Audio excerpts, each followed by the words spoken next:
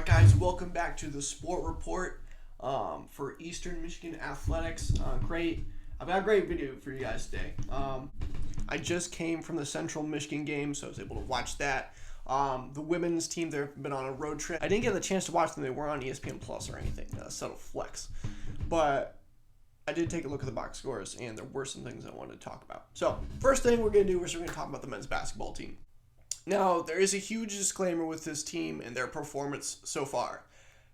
There has been no official word from the athletic department, but they had to cancel and move around some of their games just last week due to undisclosed illnesses. Now, in this season of sickness, I'm sure you can use all the powers of your deductive reasoning to figure out what exactly ailed the players. Now, it was so bad that they didn't even have 8 players eligible because they originally had 8 players eligible to play MSU, but they had less than that. So because they cited specifically a lack of scholarship athletes. That was the specific wording. So they didn't even have enough players to play because they had so many people under the weather. There's been a huge wrench just thrown in their entire season. There was a quote from Coach. He said they hadn't played together for over 60 minutes in 17 days, which is, that's tough. And just honest, objectively, that's tough to do. So I'm not gonna go into this game like, oh my gosh, I can't believe they lost to Central Michigan. It's like they haven't been able to practice really. So I'm not going to get too wrapped up in all this stuff. I have some things that I saw, some things I want to talk about, but it's nothing like the season's over, fire Murphy or whatever. I don't have anything like that. So just wanted to say real quick, this is going to be a shorter video. I just want to talk real quick about positives and negatives. So positives. I know this is going to sound cliche, but they hustled.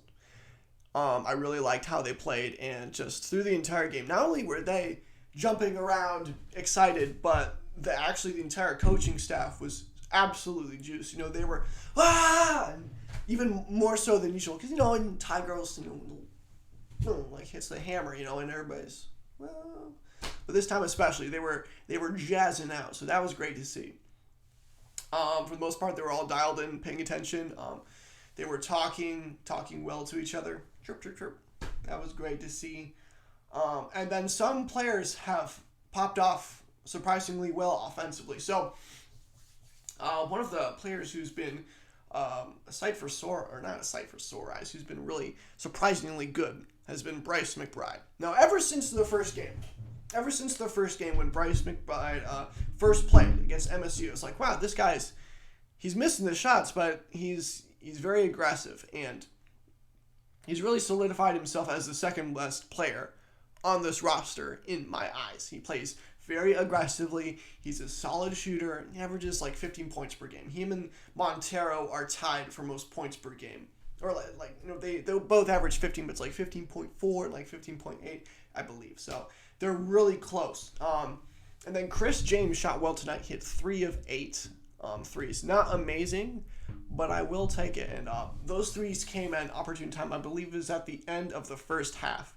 He hit 3 in a row. Then Montero hit one, so it became 4 in a row. And I was like, wait, all of a sudden, are we able to shoot? But then the second half started, and then we missed 2 threes in a row. And I was like, well, there goes that. But anyway, so those are the positives that I saw and that I talked about. But now that we've talked about the positives, we have to talk about the negatives. So, tonight they only scored 60 points as a team. That is absolutely abysmal, especially for a school like Eastern Michigan. There is no hope for you. I don't care if you have the craziest banana-wide split zone defense there is known to mankind. You can't beat a team in college basketball with 60 points. You just can't do it. Women's, maybe, but not men's. This game was a real litmus test in my eyes for EMU's shooting defense, because Central Michigan came in. They're a very good shooting team. Let me pull up the numbers. So they attempt around 7.5 threes per game, and they shoot 36%, which is really good as a team. Now the field goal percentage is almost 45 or almost 47%. That's really good too. They're a really good shooting team. Like I said before, they got one player. He's basically the only white dude in their starting lineup. I forget what his name is, but he shoots really well. And I know going in the first half, or I believe it was around 8 minutes left in the first half, they were shooting they shot like 2 of 4. And, both teams took them a while to get, or no. It took Eastern Michigan a while to get started offensively. But Central Michigan, they're a really good shooting team. So seeing them put points up on Eastern Michigan in such a manner is a little bit frustrating. Now again, they haven't really practiced together. They definitely played like a team that wasn't in sync, So it's something to watch, It's whatever. Next thing I want to talk about, and this is something I think that could potentially carry over despite the practice, and that is Ty Gross. Now, let me get this out of the way. Love Ty Gross. He's their best player. My point is, he needs to play like he's their best player. He only scored 15 points tonight. And in the words of Michael Scott from the show The Office, that's insultingly low. Like, this guy's an all-MAC player. He needs to be scoring, 15, 20 points per game. And I know he's a forward, whatever, but he's only attempted 9 threes this season. He's made 3 of them. That's good. Shoot the ball more, dude. He doesn't even lead the team in scoring. It's Montero, I believe, and I've talked about Montero's efficiency before. So there's issue with that.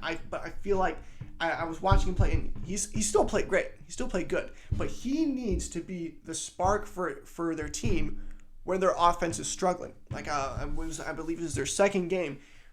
They were just collapsing the lane on Montero. They were shutting them down, but then their offense jumped to a start when Gross would just take the ball and then attract a double team and then create offense that way. He barely even touched the ball in the second half. He had some nice transition buckets, sweet little jam dunk, but otherwise he was pretty much silent. Silent in terms of what I expect from him. So I mentioned that he only shot 9 threes this season. He only put up 12 shots total tonight. If you're a team's best player, or at least in my eyes, he's the best player, you gotta put up more than that. You know who had more shot attempts than he did? Eason Montero. I mean, surprise! He has the highest user percentage. Excuse me. Chris James. And Bryce McBride. Bryce McBride had, he played really well tonight. Surprise, whatever. And then Drew Louder only had 10 shots. He needs to be better. And he needs to be the one who really sparks this offense because, I still don't fully know what to think about this team. I do think they're a good defensive team, and I think they'll figure that out. But their offense is just, I don't know if you can if they practice more, I don't know if they'll shoot better or whatever. I don't know, because if they could just shoot average, they'd be really good, but they can't, so they're not. You know what I'm saying? And I don't know if practice will fix that. I think their offensive scheme and movement is good. They just miss open looks. It's as simple as that. Because Montero, people give him open looks, and he just can't make them, which is unfortunate, to say the least. But, those are my thoughts on the men's team right now. Let's move on to the women. The Eagle women's team. So, like I said, or I believe I said this already. Women's team, they were in a tournament somewhere in Cali or something, and they played two teams. They played Gonzaga, which is ranked 25th nationally, and they played Tarleton State. That's a fun little doozy, Tarleton State is one of those teams where you're you have a college team quiz or something. People are like, oh, what is the team with the purple tee? And then you're like, oh, what is it? Tarleton! They're like, yay! It's no, Tarleton State. But, I've never heard of them before. They beat Tarleton. They didn't beat the Zags. But like I said, I didn't watch the game, but there were some things I wanted to bring up that I saw from the box score. Most notably, let's start with the Zags.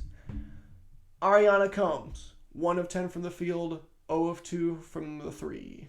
4 points total against the Zags. Now, like I said, I'm going to say this again, I did not watch the games. It is entirely possible that the Zags sold out to stop Combs. You know, there is a thing called film in which people, specifically in sports organizations, will watch film on other teams to figure out their strengths and weaknesses. So it is possible that the Zags were like, you know what? This Combs character seems like a bit of a problem. I think we should stop her. But my point is that if you're thought of, you know, I do think of her as the best best player on the women's team, you have to score more than 4 points. Like, if she scored 12 points, just like minimum, I'm like, okay, maybe they bottled you up, maybe you had an off night, something like that. But my point is that she's being really inconsistent, and that's concerning for me, for her as a player at least. I'll get to the rest of the team in a second, but it's concerning for me to see, because, like, and then the Tarleton State game, she pops off for 20. So it's like, so what's it gonna be, Ariana? You know, like, I don't know.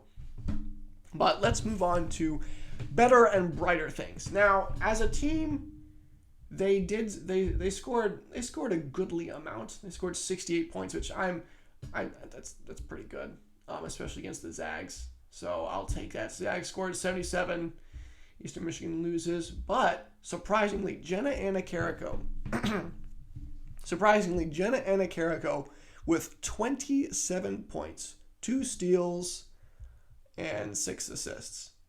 She played really well, and most of those came from the free throw line. 9 of 9 from the free throw, 4 of 10 from 3, 7 of 16 from the field. She played lights out, and I really was annoyed that I couldn't watch this game, and now I'm even more annoyed because I'm like, Jenna Anacarrico isn't someone this team usually relies on to score. She's someone they rely on to, you know, to run the offense, to make sure things flow smoothly. 27 points, like, and it wasn't like, I don't think it was like the Zags just like, oh, we'll let you have open looks. You know, like 7 of 16 from the field, 4 of 10 from 3, and 9 of 9 from the free throw. So she drove the lane. She got in the middle of them, and she was still able to score 27 points. That's very impressive. I like what I see from that. And then Sonaris Gaines, just absolute annihilation, 24 points, 5 of 9 from the field, 0 of 1 from the free throw. But check this out, 14 of 17 from the free throw line. This team shot really well from the free throw line, and they haven't in games past. So this is really interesting. They're able to shoot well from the free throw. That's like 17. Sonaris Gaines had 17 shots from the free throw. Like, she was putting in work, and I didn't need to see the tape to know that. If you're shooting from the free throw line 17 times, either you have refs that absolutely suck, or you're putting major moves in the paint. So that's awesome. Let's see. Autumn Hudson, 5 points, 2 of 4 from the field. Sweet. No other notable pieces from this. Ariana Combs, just 1 of 10 from the field, 0 of 2 from the 3. That's tough to see. But then the negatives, the negative from this game. And I hate to dog. I'm going to dog on her until she's good. Natalia Pineda, 1 of 2 from the field, 1 of them from the 3, which it says 3 points, so I don't know. How'd she have 1 field goal? Or, no, field goal counts. Never mind. I'm a moron. Natalia Pineda, 3 points. She only played 13 minutes. You know what that tells me? It tells me that Coach Castro was like, you know what? Can't count on Pineda. I'm pulling her. I need to have ballers in here. So, like, the people who... Jenna Anacarrico had 40 minutes. She played basically the entire game. Really solidified herself as a key piece on this team. You know, maybe with Ariana Combs ducking in a performance like this against a team like this, it opens up, in my mind, a new spot for the best player. You know, I'm always obsessed with who's the best here, you know. So Jenna Anacarrico just might take that spot, because that's very impressive, you know. But yeah. And it's very impressive. Let's get into the second game. Against Tarleton State. And Ariana Combs pops off for 20 points, 8 of 17, 0 from 2 from 3. So she did not shoot well from beyond the arc in either game. This was a lower scoring game. Sonaris gained 12 points. It's whatever. Jenna Anakerko, 9 points. Autumn Hudson, though, she played really well. She played 17 minutes, 12 points. She played really well. 17 minutes, 12 points, 4 of 7 from the field, 4 of 5 from the free throw. Like, if this team can shoot well from the free throw line, I'm going to be really happy because they put the ball in the paint a lot. Obviously they shoot, but some of their best players are in the paint. So if they're able to play to that strength and be efficient, I'm all for it, baby. You know what I'm saying?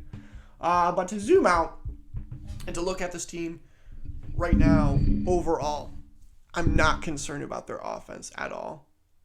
If you're able to hang with the Zags, if your point guard who's barely cracked like 12 points all season, like per game, pops off for 27, and just like every single night, it's just someone else scoring big buckets, whether it's Jenna Anakerko, Sonaris Gaines, Ariana Combs, Kylie O'Hara had like 9 threes against a team like a couple games ago, or it may have been Rajon Harris, but there's just players on this team who can score at the drop of a hat. If all right, so I'm sorry guys, I have a special special audio from their locker room before every game. So here's what they say. I have a transcript actually. It says, okay, so this is Jenna Anakerko speaking.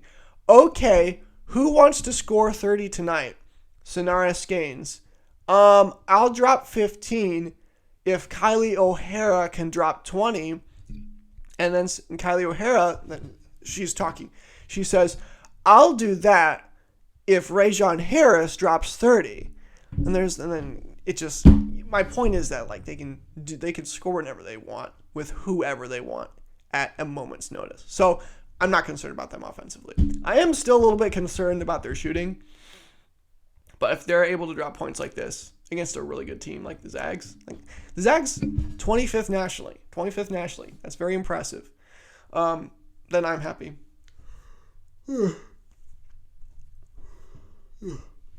I'm happy for now, though. I will want to see this more, because this is nice, but it's got to become a trend. It can't just be a one-time, we're going to California or wherever this tournament was held. We're going to go to this tournament and we're going to play our minds out. But then we come back to the MAC and do nothing. I don't want to see that. But yeah, I like their offense. I'll need to see more of their defense. Their players are so athletic that I'm not really concerned about that either. Again, I told you all before, this team has the best chance of the men's or women's basketball team to win a championship, and for good reason. That's gonna be it for this, I guess. Follow me on Instagram and Twitter. That's at Luke Grebban, LUKEGREMBAN. I live tweet games. I'm trying to put out more and more content myself. So yeah, hit me up. Let me know if there's anything you want me to talk about, anything you want me to take a look at. Please check out the podcast I do with Caleb Burlingham. That's the Eastern Echo official sports podcast. It's called The Fact Report. You can find it on Spotify, Apple Podcasts, wherever you listen to podcasts, stuff like that. Make sure you look at the sports section. You can find the condensed version of this there. Also, more like written down things. I don't know exactly what's going to happen in the future because I'm finally getting another writer to be with me. So I don't know if I'm going to be doing stuff here with him or not. I'll be talking to him tomorrow. So we'll see what's up with that. Until next time, thanks for watching if you made that far, which I doubt because my video quality is absolute garbage. But if you have reached this far, please make sure to like and subscribe. Thanks. Have a good day.